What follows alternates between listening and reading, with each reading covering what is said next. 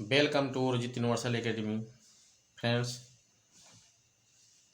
चलिए आज शुरू किया जाता है इलेजी। What is इलेजी? इसके पहले वाले लेक्चर में हमने देखा था क्या, ओड एंड लिरिक। इसमें आपका रिस्पांस बहुत अच्छा है, बहुत ज़्यादा लोगों ने अच्छा रिस्पांस दिया और हमारे सब्सक्राइबर भी बहुत तेज़ी से बढ़े हैं। आप यूँ ही ऐसे ही मोटिवेट करते रहिए। अगर ऐसे ही मोटिवेट होता रहेगा तो मैं हर समय आपसे जुड़ा रहूँगा। मुझे भी अच्छा लगेगा, आप मोटिवेट करते रहते हैं। चलिए शुरुआत किया जाता है इलेजी। एक शॉर्ट डिस्क्रिप्शन पहले हम आपको इलेजी के बारे में बताते हैं। What is इलेजी? इलेजी लैटिन वर्ड के इलगोस से बना है और इलेजी एक तरह से सैड सॉन्ग होता है जो डेथ पे लिखा जाता है। इलेजी को सबसे पहले एलिजाबेथियन काल से ही इसका शुरुआत माना जा सकता है, क्योंकि उसमें जो लवर्स थे उसको विलाप के रूप में इलेजी को लिखा जाता था। उस समय इलेजी का कोई राइम मीटर डिक्शन नहीं था। इलेजी क्योंकि इमोशंस पे डिपेंड होता है तो इसीलिए उस समय नहीं होता था। लेकिन बाद में थॉमस ग्रे ने जब कंट्री चर्चयार्ड की शुरुआत किया तो उस समय राइम मीटर और डिक्शन की शुरुआत इन्होंने किया। तो चलिए देखते हैं, आते हैं अब स्क्रीन पे व्हाट इज इलेजी। तो सबसे पहले आपका आता है पर्सनल इलेजी। पर्सनल इलेजी यानी सिंपल इलेजी।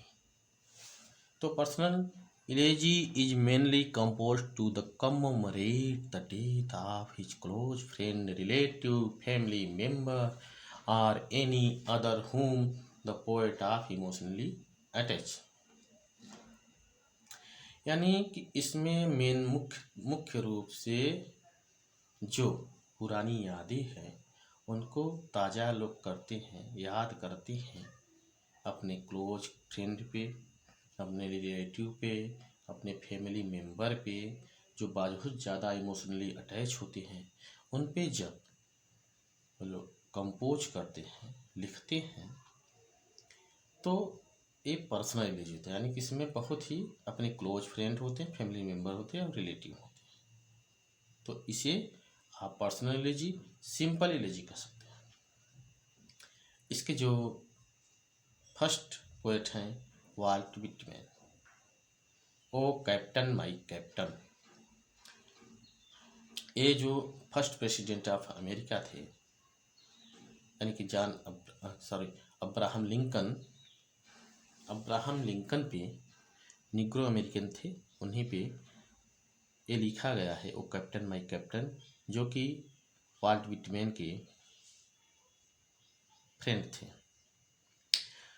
तो when the lyrics last of the dooryard bloom both a personal elegy was composed of the Abraham Lincoln, the first negro of the president of America. Second देखते हैं जॉन मिल्टन। इन्होंने 7 Latin elegy and the death of fair in the infant. Third आते हैं Alfred Lord Tennyson, break break break. ये जो break break break है, एक नदी के किनारे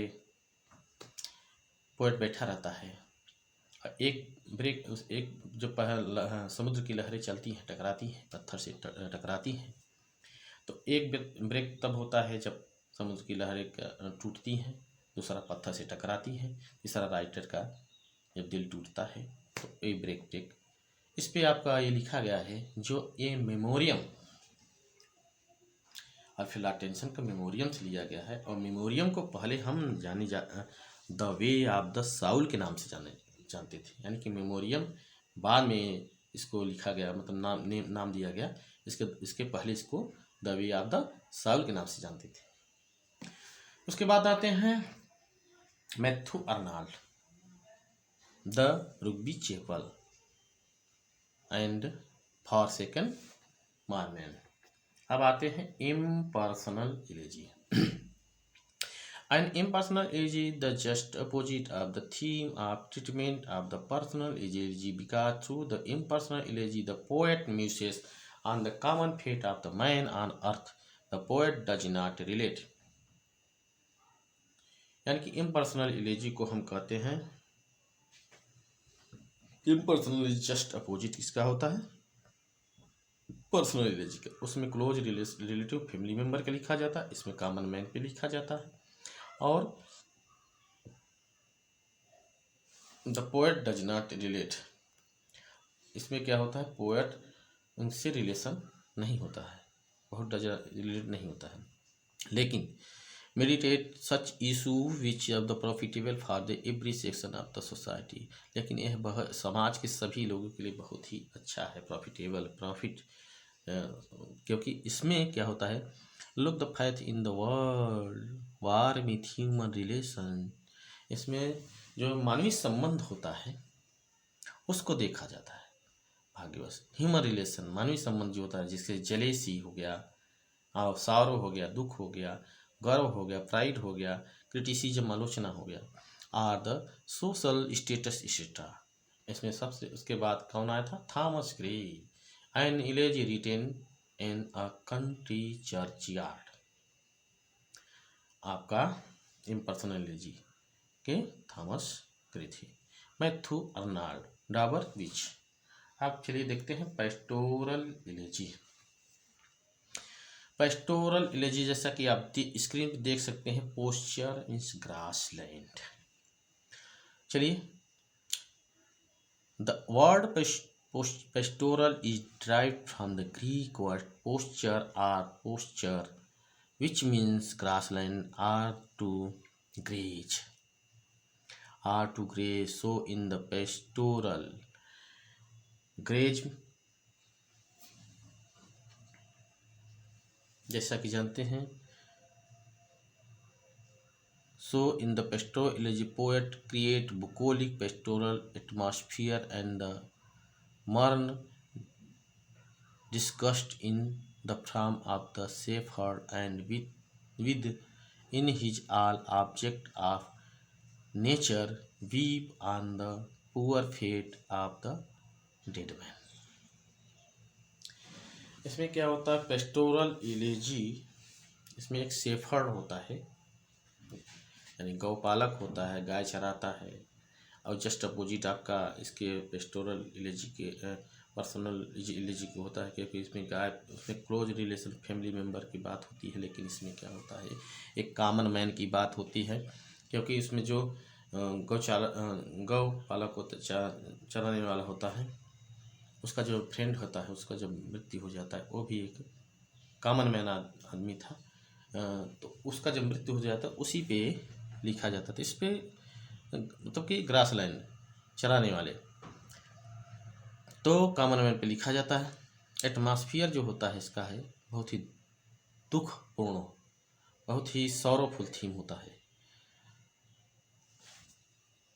चलिए देखते हैं origin and development of pastoral इलेजी।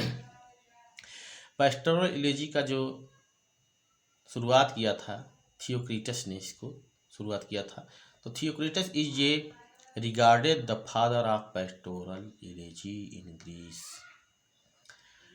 थियोक्रिटस को फादर ऑफ पेस्टोरल इलेजी कहता है, इन्होंने ही पेस्टोरल इलेजी की शुरुआत की थी। Although it was the perfected and popularized by the two great Italian poets बियान एंड मोचस। शुरुआत तो किया था थियोक्रिटस ने, लेकिन इटालियन राइटर जो दो थे बियान और मोचस, इन्होंने इसको फेमस किया था। A pastoral elegy memory are lengthy then its other from and high philosophical. पहले पेस्टोरल इलेजी जो होता है बहुत ही लंबा होता है और बहुत ही ज़्यादा तार्किक और दार्शनिक होता है, क्योंकि उसमें जब कॉमन मैन पे आर्गुमेंट किया जाता है तो जो ह्यूमन रिलेशन होता है उनकी सभी बातों को डिस्कस किया जाता है, इसलिए लेंदी भी होता है और तार्किक भी होता है। और ये सबसे इलेजी में सबसे ज़्यादा फेमस पेस्टोरल इलेजी है भी, ये आता भी है। चलिए, इसके threnody, nest, monody and mourning. The important famous pastoral elegy के जो कुछ हैं उनको देख लेते हैं पोएट।